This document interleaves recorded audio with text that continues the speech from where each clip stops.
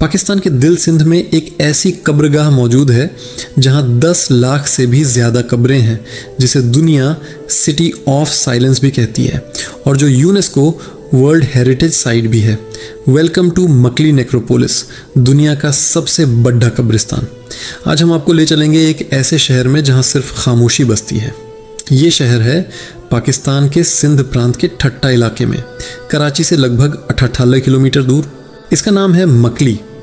मकली का मतलब है मक्का जैसी पवित्र जगह। सूफी कहानियों में इस जगह को बेहद पाक माना गया है। कुछ लोग इसे रोशनी की जगह या मशाल वाली जगह भी कहते हैं। ये दुनिया का सबसे बड़ा कब्रिस्तान है जो लगभग 10 वर्ग किलोमीटर के विशाल इलाके में फैला हुआ है। यहाँ करीब 10 से 15 लाख कब्रें हैं जो 400 साल के लंबे इतिहास की गवाह हैं।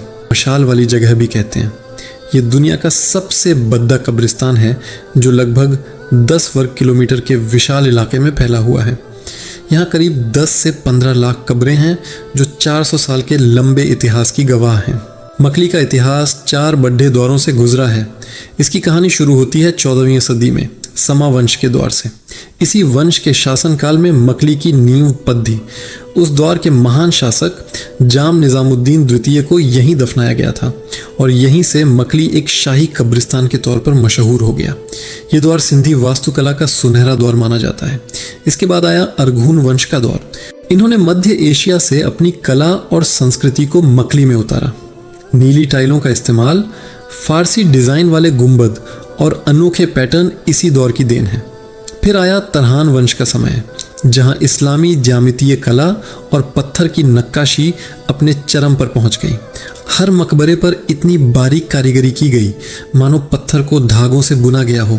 और आखिर में आया मुगल काल। जहांगीर, शाहजहां और औरंगजेब के दौर में मकली में बलुआ पत्थर, टाइल वर्क और शानदार मकबरों का निर्माण हुआ। हर दौर ने मकली को अपनी पहचान दी और इसे पत्थरों का एक खुला संग्रहालय बना दिया। लेकिन मकली को क्या चीज़ इतना अनोखा बनाती है? ये सिर्फ एक कब्रिस्तान नहीं है, ये पत्थरों से बना एक पूरा शहर है। यहाँ कौन दफन नहीं है? सूफी संत, राजा महाराजा, बहादुर योद्धा, बड़े बड़े विद्वान, रानियाओं और दौलतमंद व्यापारी, सब यहीं मिट्टी में मिले। हर एक मकबरा कला का एक बेजोद नमूना है। कहीं पत्थरों पर शानदार नक्काशी है तो कहीं कुरान की आयतें लिखी हैं, कहीं फारसी शायरियाँ उकेरी गई हैं तो कहीं हिंदू धर्म के प्रतीक जैसे कमल के फूल और सूरज भी नज़र आते हैं। मुग़ल डिज़ाइन, ज्यामितीय कला और नीली टाइलों की मोज़ेक, यहाँ कला का हर रूप मौजूद है। इसीलिए इसे सिंध की स्टोन लाइब्रेरी यानी पत्थरों का पुस्तकालय भी कहा जाता है। इस जगह से जुड़ी कई कहानियाँ भी हैं।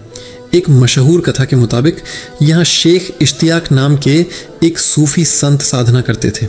कहते हैं कि उनकी साधना से यहाँ एक रहस्यमयी रोशनी फैल गई।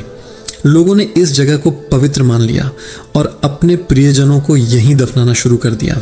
ये तो हुई कहानी, लेकिन ऐतिहासिक तौर पर इसकी शुरुआत समा वंश के शासक जाम निज़ामुद्दीन द्वितीय के मकबरे से मानी जाती है। उनका मकबरा यहाँ का सबसे प्रमुख स्मारक है। उनके बाद शासक, नवाब और दूसरे प्रभावशाली परिवार यहीं दफन होने की इच्छा रखने लगे। यहाँ की वास्तुकला भी अपने आप में अनोखी है। समा वंश के मकबरे बलुआ पत्थर से बने हैं जिन पर सूरज और फूलों की नक्काशी है। ये ज़्यादातर खुले प्लेटफॉर्म की तरह दिखते हैं। अरघून वंश के मकबरों पर फारसी शैली के गुंबद है और उन पर नीली टाइलों से कुरान की आयतें लिखी हैं। तरहान वंश के मकबरे अपनी ज्यामितीय कला और बहुत ही महीन नक्काशी के लिए जाने जाते हैं। इनमें छतरी जैसे डिज़ाइन भी दिखते हैं।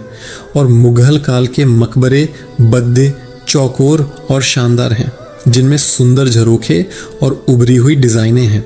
मकली में कई बद्दी हस्तियाँ दफन हैं। इनमें सबसे बड़ा नाम है जाम निज़ामुद्दीन द्वितीय, जिन्हें जाम निंदो भी कहा जाता है। उनके अलावा अरघून और तरहान वंश के शहजादे, मुग़ल गवर्नर, कई सूफी संत और बहादुर जनरल भी यहीं आराम कर रहे हैं। यहाँ के कुछ मुख्य स्मारकों में ईसा खान तरहान द्वितीय, दीवान शुरफा खान, मिर्ज़ा जानी बेग और सुल्तान इब्राहिम के मकबरे शामिल हैं। यहाँ सतियन जो मुकाम नाम की एक ख़ास जगह भी है जो महिलाओं को समर्पित एक स्मारक है। अब सवाल उठता है कि आखिर यहाँ इतनी सारी कब्रें क्यों हैं? इसकी वजह यह है कि लगभग 400 सालों तक ठट्टा शहर सिंध की शाही राजधानी हुआ करता था। ये सिर्फ राजनीतिक केंद्र ही नहीं था, बल्कि एक आध्यात्मिक, सांस्कृतिक और व्यापारिक केंद्र भी था। इसीलिए राजा महाराजा, अमीर लोग, संत और विद्वान सभी की ख्वाहिश होती थी कि मरने के बाद उन्हें इसी पवित्र धरती पर दफनाया जाए। इसी वजह से पीढ़ी दर पीढ़ी यहाँ कब्रों की संख्या बढ़ती गई। मकली का नक्शा वाकई किसी शहर जैसा है। यहाँ सडडोदाकें हैं, दरवाजे हैं, आंगन और चौक भी हैं।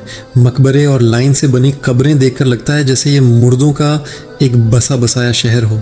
इसीलिए इसे सिटी ऑफ द डेड कहा जाता है। एक ऐसा शहर जहाँ जिंदगी थम चुकी है, लेकिन पत्थरों में कहानियाँ आज भी जिंदा हैं।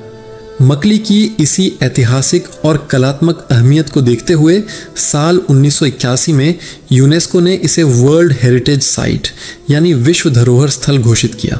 यूनेस्को ने इसे मानव कला का अद्भुत नमूना और इस्लामी दुनिया का सबसे बद्धा दफन स्थल बताया।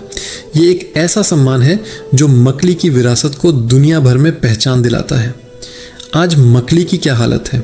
यहाँ कई मकबरे आज भी अच्छी हालत में हैं, लेकिन कई समय के साथ टूट चुके हैं। कुछ हिस्सों में अभी भी खुदाई का काम चल रहा है ताकि और राज सामने आ सके। खूबसूरत नीली टाइलें अब फीकी पड्डी बेच रही हैं, लेकिन अच्छी बात यह है कि यूनेस्को और सिंध की सरकार मिलकर इस अनमोल धरोहर को बचाने के लिए काम कर रहे हैं। मकली एक ऐसी जगह है जहाँ पत्थर भी कहानियाँ सुनाते हैं, जहाँ हर कब्र एक किताब है और हर मकबरा इतिहास का एक अध्याय। ये सिर्फ एक कब्रिस्तान नहीं, ये सिंध की संस्कृति, कला और तारीख का एक जिंदा म्यूजियम है जो हमें याद दिलाता है कि बादशाह हो या फ़कीर, सबको आखिर में इसी मिट्टी में मिलना है। अगर आपको इतिहास और कला में दिलचस्पी है तो मकली की यह कहानी आपको ज़रूर पसंद आई होगी। इस वीडियो को लाइक करें और ऐसी ही और कहानियों के लिए हमारे चैनल को सब्सक्राइब करना ना भूलें। धन्यवाद।